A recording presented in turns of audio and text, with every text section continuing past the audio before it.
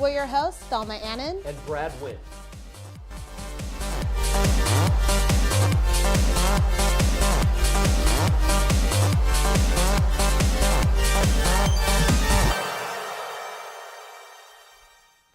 Hey guys, welcome back to the final episode of IDTV 2017. I'm Thelma Rose. And I'm Brad Winch. This is the last time you'll see these amazing faces on your screen unless you plan to cyberstalk us. I don't mind. If you don't have a stalker, you're doing something wrong.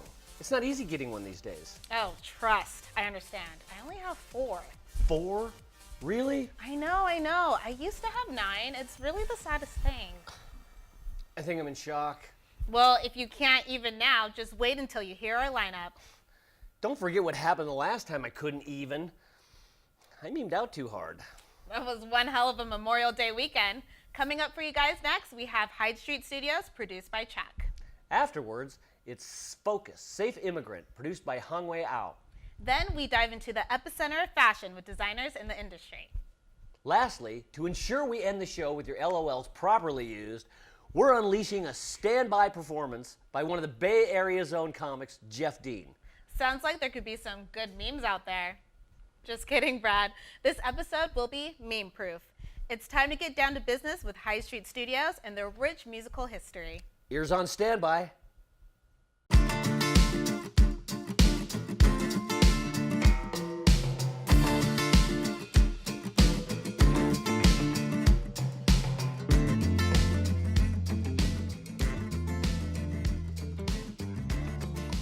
So this is Studio A, the tracking room in Studio A. This was the first room that was built as a audio recording studio in this building.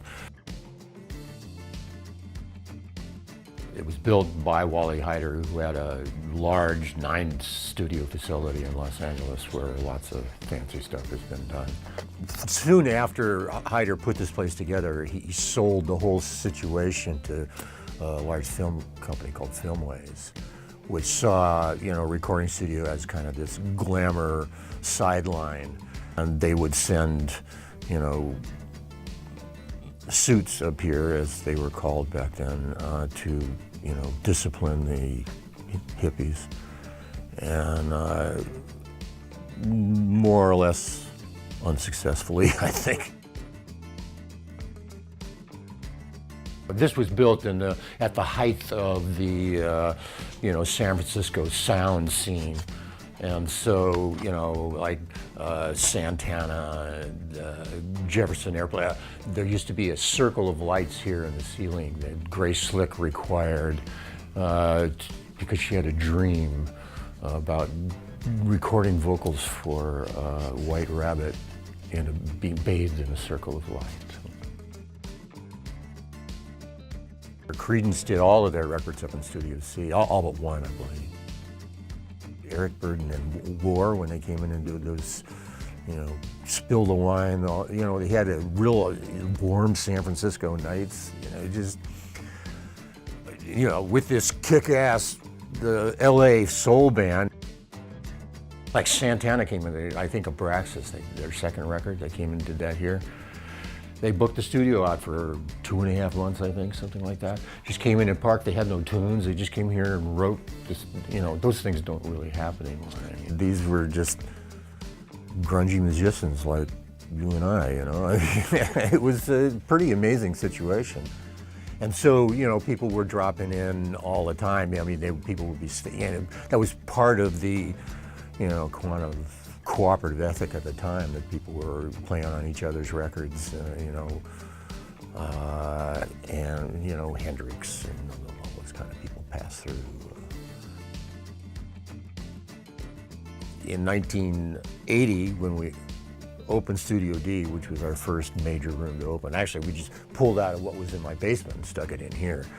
But we completely redid Studio D. I spent like 8-9 months working on it, and installed actually the console, that Trident console that Queen did Night at the Opera on. Beautiful, disheveled console that really sounded wonderful, but didn't operate all that well. Especially when we first opened, you know, punk was really flying high, and we did tons of that stuff. One of the main reasons we were cheap.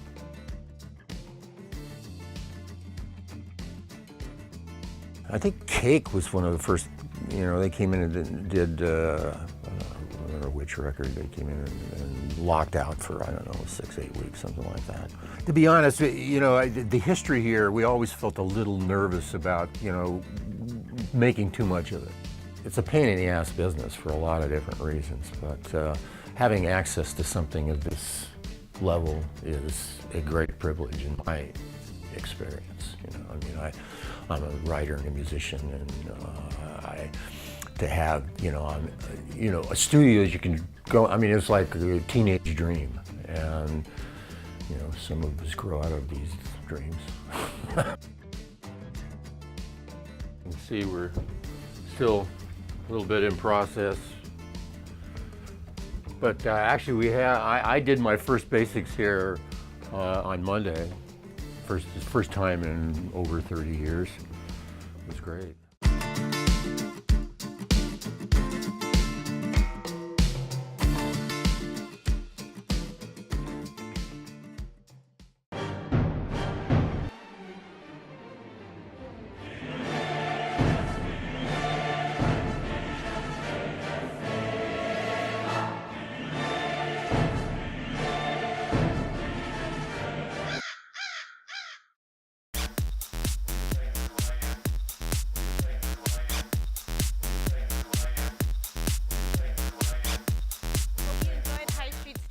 And now right around the corner is a sense of fashion with Min Vu. How are you today? I'm great. Thanks for having me here today. Well, we love having you. Well, why don't you introduce yourself to everybody? My name is Min Vu. I'm image consultant. I do color and finger analysis, which help people to pick color and item that work the best on them. I also do image makeover and personal shopper. I enjoy very much to help people to be the best version of themselves, and that's what fashion is all about to me. Awesome. Yeah. Well, how long have you been in the industry working? Actually, I've been in the industry for only 2 years. Wow, it's so much fun, you know. Awesome. Yeah. And how do you love being in the industry in San Francisco? I think it's in here, it's not like a big city for fashion, but there's a lot going on in here. People here are more casual, but at the same time, they really want to make themselves stand out. Then fashion, one of the big things that we would love to, right? Yeah, exactly. Yeah. So SF is not just a tech city. We have our fashion sense coming. So speaking of fashion, we're going to look at the runways. Let's look at this video checking out right now. Yay. So what are some trends that we can incorporate into our wardrobes that we got from the runways? Oh, for this year, green, fast green, natural greens, colors and yeah, and floral fabric, as you see in here, are on trend. You don't need to wear exactly the item that you see from the runway. You should need to pick the items that you like the best and apply it into your daily outfit. Yeah, your everyday life. Just buy that. Yeah, then you exactly. can be more trendy, more fashionable. Exactly. I mean, all about the florals. I mean, I got this from ASOS. Look I didn't at get it you. from the runways. Yeah. But oh my God, thank you so much. Let's go to our models. How are you guys doing today? So, Minju, show us how we can add some of these trends from our wardrobe onto our everyday lives when we're going out for the day. Yeah, first, let me test if your skin tone warm or cool. Yeah, it's the first thing you need to know about that color. Hi, it's really cool, yeah. And you definitely warm, yeah. And how important is it to know whether you're cool or you're warm? You know what, colors are very important. Just by using the correct items, correct color, that could enhance your natural beauty or destroy your look. And you need to know it and to help you pick out the right outfit so you can slay all day. Yeah. So we just added some accessories first. How important, how great can an accessory change your outfit? Yeah. Accessory is amazing thing, you know. Just by use one single item, accessory item, that it could make you like stand out from the crowd. Yeah, it can really complete your outfit. So I see you're putting on a choker on Fabi, one of our beautiful models here. Chokers are very in this summer. And then we also have like this beaded gold piece as well, this layering necklace. And I go to complete their look by this one. Yeah. Perfect. More accessories. Loving it. And for you, you know, it's her blazer is a little bit Japanese inspiration. So I would love to make her a little bit like geisha thing in here. Yeah. It's Asians and it's Japanese.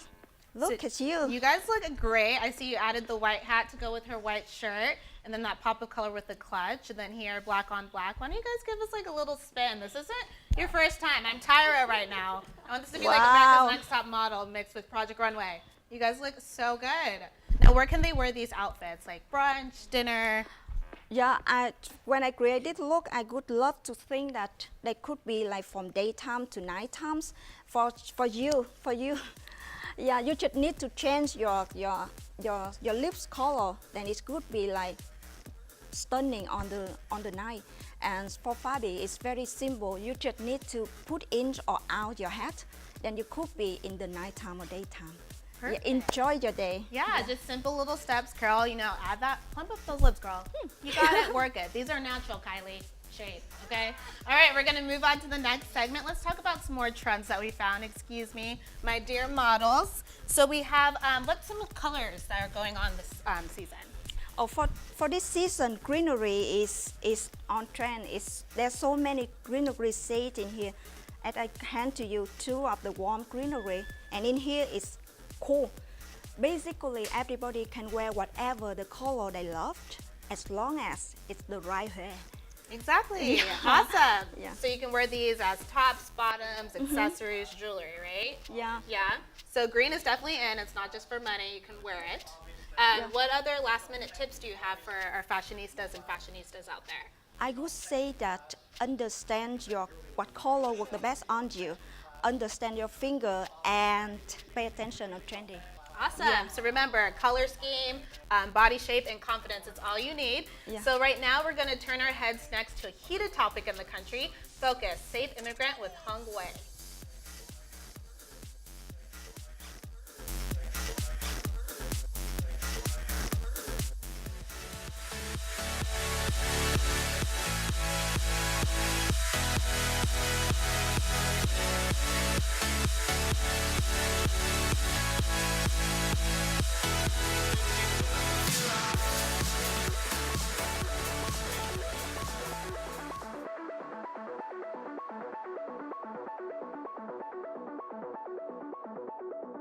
In 2016, xenophobia is the word of the year. Xenophobia is defined as the fear or hatred of foreigners, people from different cultures, or strangers. Y'all think you...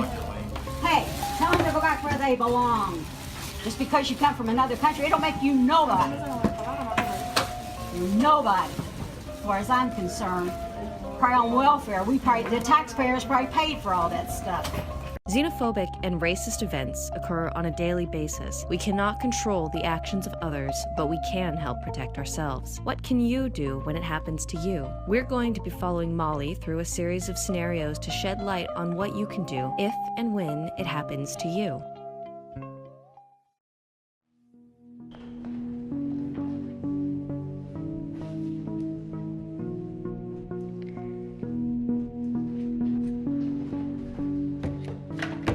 Keep up the good work. Campus is looking great.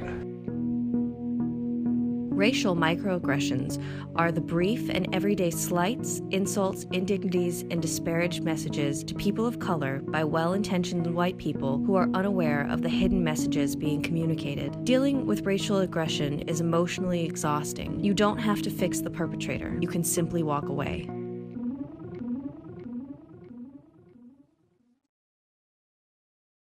Microaggression. Where are you from? You are not American. You are so articulate. It is unusual for someone of your race to be intelligent.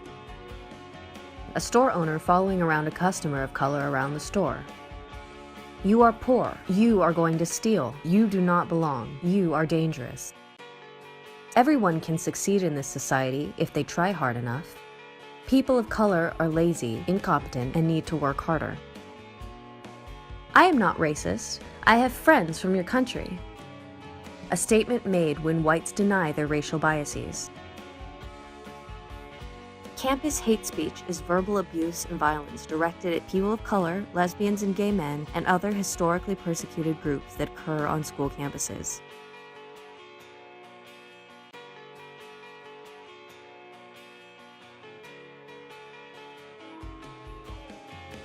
Don't be a bystander in silence. Report offenses and collect the evidence. Document it and bring it up to an authority like teachers, principals, counselors, or police officers. Take pictures and ask the police to record the incident. The Civil Rights Act of 1964 protects you from racial discrimination. If you experience racism in a public place, you may have legal rights. Jack, I was at the mall yesterday, and this guy came up to me and told me that I should go back to my own country. I didn't know what to say, so I just walked away. Sorry to hear that happened to you. You did the right thing by getting away from the situation. If that ever happens again, you can use your phone to record him and post it to social media. You can record when and where the incident happened and share it on social media, as well as report the incident to local authorities. Remember to always be aware of your personal safety. If you think you need more support, look up local nonprofit organizations that fight for human rights. Access their website and report the incident.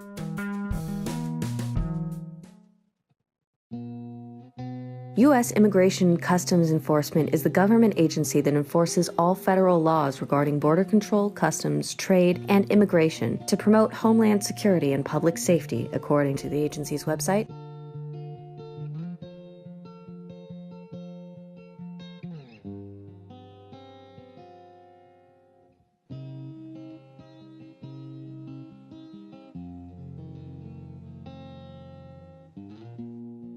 ¿Qué pasó? ¿Embarcación? ¿Sal afuera? Tranquilo, cálmate. No necesitas abrir la puerta. Dile que enseñen un warrant. According to the guidelines from American Civil Liberties Union, ACLU, all immigrants have the right to remain silent and refuse further search when encountering police, FBI, or immigration agents. Residents have the right to ask for the reason why the agents are there and ask the agents to show their warrant. Make sure it's signed by a judge and not an officer. Even though ICE agents can have administrative warrants, they can't enter a home without the consent of residents. If the agents have no warrant, ask the agents to leave the information out from the door. If the residents need an interpreter, they can request one.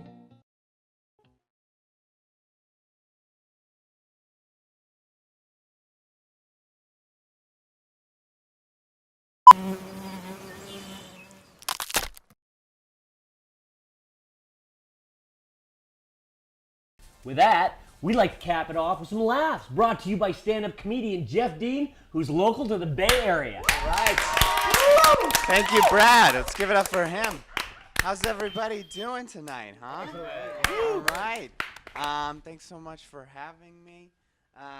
Has anybody seen the newest Star Wars movie? No? I know it's a little late. I just watched it with a friend, and I liked it. He did not like it. He said it wasn't believable. And he's a Mormon. What? I'm new to San Francisco, and I don't have any guy friends. And it's tough meeting guy friends. I never realized how tough it would be. If you guys want to talk after the show, I don't know. Or, I think my Twitter handle is on the screen. If anyone on TV wants to DM me, that'd be great. But meeting guy friends is tough. Girls make it seem so easy to make friends. The other day I was at this party, and these two girls, they met for the first time. 10 minutes into the conversation, they were like, "Oh my God, it was so great meeting you. Let's exchange numbers. We'll get coffee." And I was just like, what the hell? Like, do you have any idea how hard it is for me to get another guy's number? Like, I have to hang out with him through mutual friends like 10 times, and then like leave my sweater in his car or something. It's terrible. Worst part is I hate hanging out with guys one-on-one, even if I did go pick up my sweater. It's terrifying. If I'm hanging out with two guys and one of them goes to the bathroom, I have a panic attack. Like, just hoping to God he's not taking a number 2, you know? Poop jokes, yeah. On public access TV. I got a new roommate, actually, and I was pretty excited. I was like, here's my shot, you know? A new guy friend opportunity. Not so much. He sucks. He's terrible. We were in the living room the other day, or my room. I live in the living room. And, yeah, and he was about to walk out the front door, and he looked at me. He was like, just got back from a long day of work. Now I'm going to my girlfriend's house. And he looked, and he said, the things we do for vagina. And I looked at him, and then he just walked out the door. I was so confused. I was like, what do you do for vagina? I want to know. It sounded like an incomplete sentence. She lives 2 blocks away. Like, it's not even a commute. Like if he said, oh, my girlfriend wants me to rearrange her furniture, the things we do for vagina, like I'd feel a little less uncomfortable, you know? But he didn't. At least he used the medical term vagina, right? Instead of pussy. I hate the word pussy. It's too much for TV. But I hate the word pussy. I have very strong feelings about this. Everyone called me that in high school. So not a cool word. But I wonder, do girls ever say that? Like about to walk out the door? Like the things we do for penis. Do they? I don't know.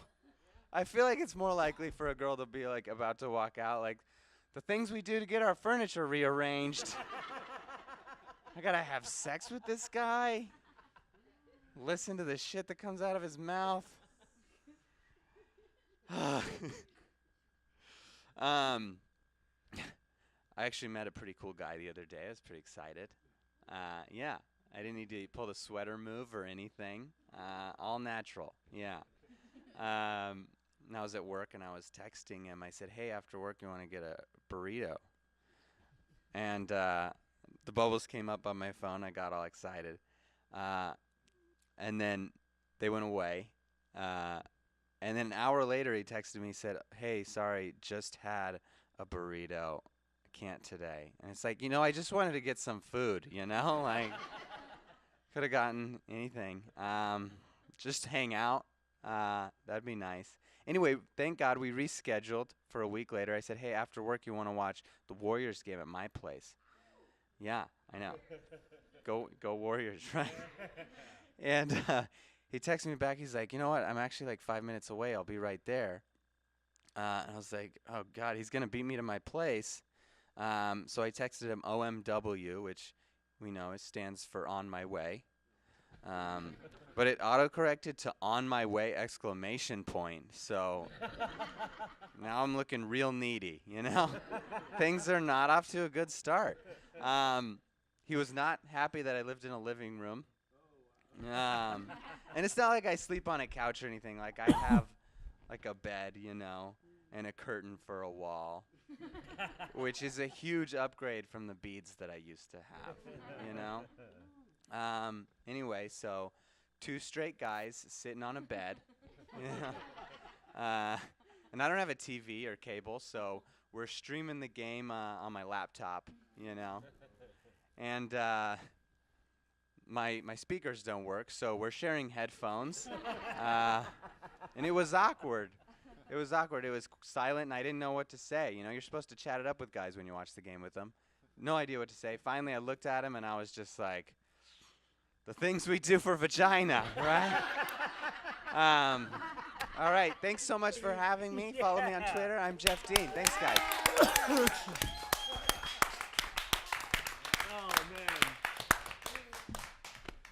gotta say, Jeff, you really killed it. Yeah, I think I need new health insurance after busting that many ribs. I was only covered for 1. Well, there's definitely some hidden gems hidden all over the Bay Area. I can't even speak. I was so blown away.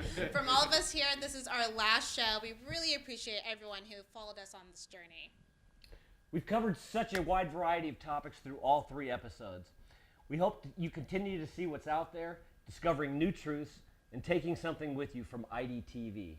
Remember, you can find all the episodes on YouTube and our Facebook pages under IDTV Show. Thank you for being part of the experience. Until next time. See ya. See ya.